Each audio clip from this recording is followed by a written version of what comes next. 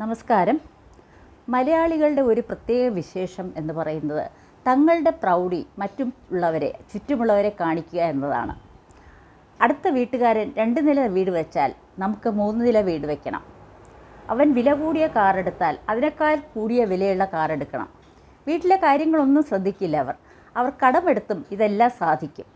അതാണ് ഇവിടെ നടക്കുന്ന പല കൊടും കൃത്യങ്ങളുടെയും പുറകിലുള്ള ഒരു കാര്യമെന്ന് പറയുന്നത്. നോക്കൂ, പല ഗൾഫുകാർക്കും കോവിഡ് സമയമാവുമ്പോൾ വ്യവസായങ്ങൾ തകരാറുണ്ട്. അപ്പോൾ സാധാരണ അവർ ചെയ്യുക എന്താണ്? മറ്റൊരാളെ ആ വ്യവസായം ഏൽപ്പിച്ചിട്ട് വേറൊരു ജോലിയിലേക്ക് പോകും.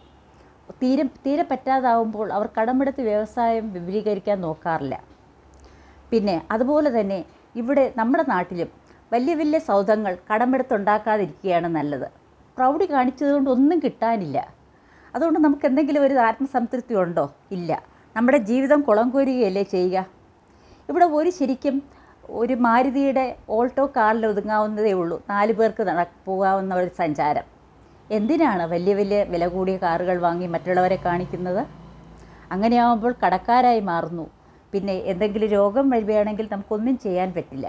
പിന്നെ ഒരു കാര്യം ചെയ്യാം, നമുക്ക് നമ്മുടെ റേഷൻ കാർഡ് ബിലോ പോവർട്ടി ലെവലിലേക്ക് മാറ്റാം. അപ്പോൾ നമുക്ക് കുറേ ഔദാര്യങ്ങൾ സർക്കാരിൽ നിന്നും കിട്ടും. ഇതൊന്നും നാണക്കേടല്ല. ഇതൊക്കെ ദൈവം വെച്ച ദാരിദ്ര്യം നമുക്ക് മുന്നോട്ട് കൊണ്ടുപോകാതെ എങ്ങനെ നമ്മളത് അഭിമുഖീകരിക്കും എന്നുള്ളതിൻ്റെ തെളിവുകളാണ്. പിന്നെ ഒരു കാര്യം കൂടെ ശ്രദ്ധിക്കൂ, നിങ്ങളുടെ കുട്ടികൾ കുറച്ചൊക്കെ ചപലമായിട്ട് കളിക്കാനും ഒക്കെ വിടണം. അവർ കുറച്ചൊക്കെ ആക്റ്റീവ് ആകട്ടെ. കൂടുതൽ നല്ല സ്വഭാവം കാണിച്ച് കൂടുതൽ എപ്പോഴും മന്ദഹസിച്ചുകൊണ്ട് ഒന്നും സംസാരിക്കാതിരിക്കുന്ന കുട്ടികളാണോ നിങ്ങളുടേത്? അവരെ ഒന്ന് ശ്രദ്ധിക്കുക. അത്ര ഇൻട്രോവേർട്ടായിട്ടുള്ള കുട്ടികളുടെ ഉള്ളിൽ പെട്ടെന്ന് പല കാര്യങ്ങളും തെളിയും. അവൻ്റെ ആത്മാഭിമാനം കൂടുതലായിരിക്കും. അപ്പോൾ ഒരു പ്രത്യേക ക്രൈസിസ് നേരുമ്പോൾ അവൻ തന്നെത്താനെ തന്നെ മറക്കും. എന്ത് കൊടുംകൃത്യവും ചെയ്യാൻ, ആത്മഹത്യയോ അങ്ങനെയുള്ള കാര്യങ്ങളൊക്കെ ചെയ്യാൻ അവൻ മടിക്കാറില്ല. ഇത്തരം കാര്യങ്ങൾ മലയാളികൾ അറിഞ്ഞിരിക്കേണ്ടതാണ്. ഒരു പ്രായത്തിൽ ഈ കുഞ്ഞുങ്ങളെ ചെറിയ ജോലിക്ക് വിടുക. അവൻ പഠിക്കുന്നവനല്ലെങ്കിൽ പോലും, പഠിക്കുന്നവനാണെങ്കിൽ പോലും എക്സ്ട്രാ ടൈം ജോലി ചെയ്ത് പഠിക്കാമല്ലോ.